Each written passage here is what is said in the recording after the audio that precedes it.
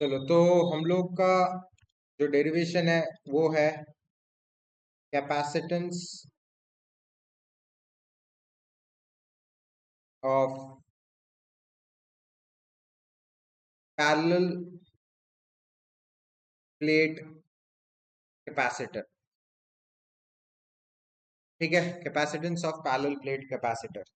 तो इसमें हमारे पास क्या है, एक प्लेट है, दो प्लेट्स है इनफैक्ट, और उनके बीच में कुछ एक डाइलेक्ट्रिक रखा हुआ है के बीच में सम डाइलेक्ट्रिक।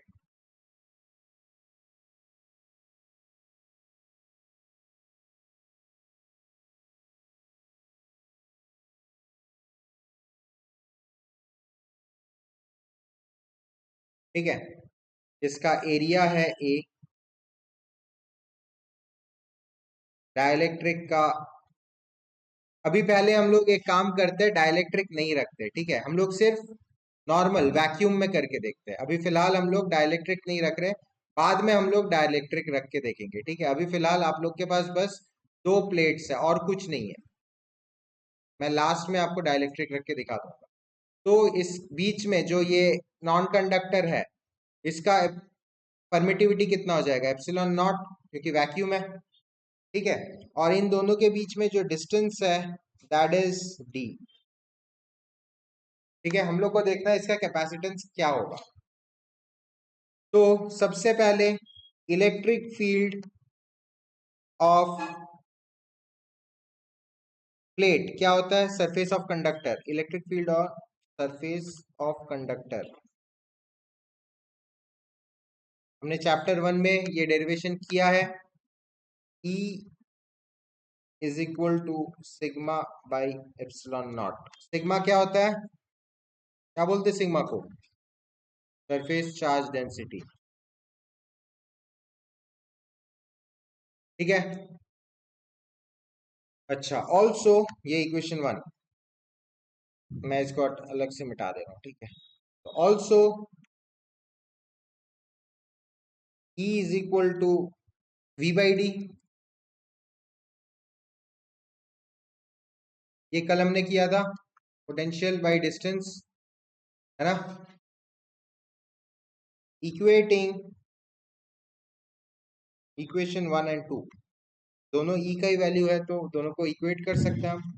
तो हमें मिलेगा sigma by epsilon naught is equal to V by D होगा। इससे हमको मिल जाएगा V is equal to sigma D by epsilon naught. ठीक है, अब हम लोग कैपेसिटेंस का फॉर्मूला लगाएंगे। कैपेसिटेंस क्या था, Q is equal to C V. तो इसका मतलब C is equal to Q upon V, है ना। C is equal to, Q को ऐसे ही रहने दो, V के जगह आप लिख दो sigma D by epsilon naught. Sigma D और एप्सिलॉन नॉट ऊपर, है ना। अब सिग्मा क्या था, where sigma is equal to Q by A, यही था। तो मैं सिग्मा का वैल्यू अगर इसमें लाया, क्या हो जाएगा, Q epsilon not by D, और यहाँ पे सिग्मा की जगह क्यू अपॉन ए हो जाएगा। ए ऊपर चला जाएगा, क्यू क्यू कट गया, तो मेरा आ जाता है capacitance of parallel plate capacitor is epsilon not a by D.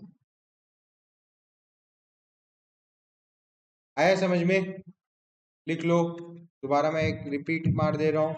तो इक्वेशन लिखना है, E is equal to sigma by epsilon not, ये हमने चैप्टर 1 में किया था, आप लोग देख लेना उसका डेरिवेशन। ठीक है, और उसके बाद E is equal to V by D, ये हमने कल ही किया था चैप्टर 2 में। इक्वेशन 1 एंड 2 को इक्वेट कर दोगे तो V का वैल्यू आ जाएगा। इस V के वैल्यू को Q is equal to C V से, सी वी फार्मूला में पुट कर दो, और सिग्मा के जगह Q बाई ए पुट कर दो, तो कटा कटा कटा सब कुछ, और आपका फाइनल फार्मूला आ जाएगा C is equal to epsilon not A by D। अगर मान लो ये क्या था, हम लोग दो प्लेट्स थे, बस प्लेट के बीच में वैक्यूम था। अगर मैं यहाँ पे कुछ एक डाइलेक्ट्रिक डाल देता हूँ, इधर पे अगर मैं कोई एक डाइलेक्ट्रिक डाल देता, डाइलेक्ट्रिक मतलब इंसुलेटर ऐसी मान लो, ठीक है।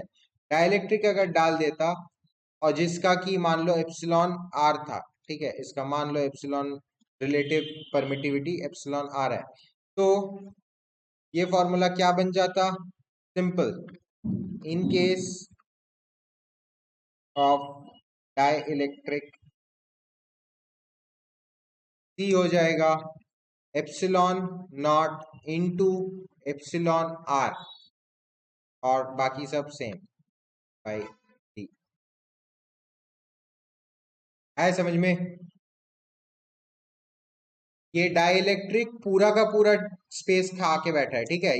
ये डाइलेक्ट्रिक जो है तो ध्यान रखो, क्योंकि आगे जाके डाइलेक्ट्रिक का एक और करेंगे, आप लोग कंफ्यूज मत होना।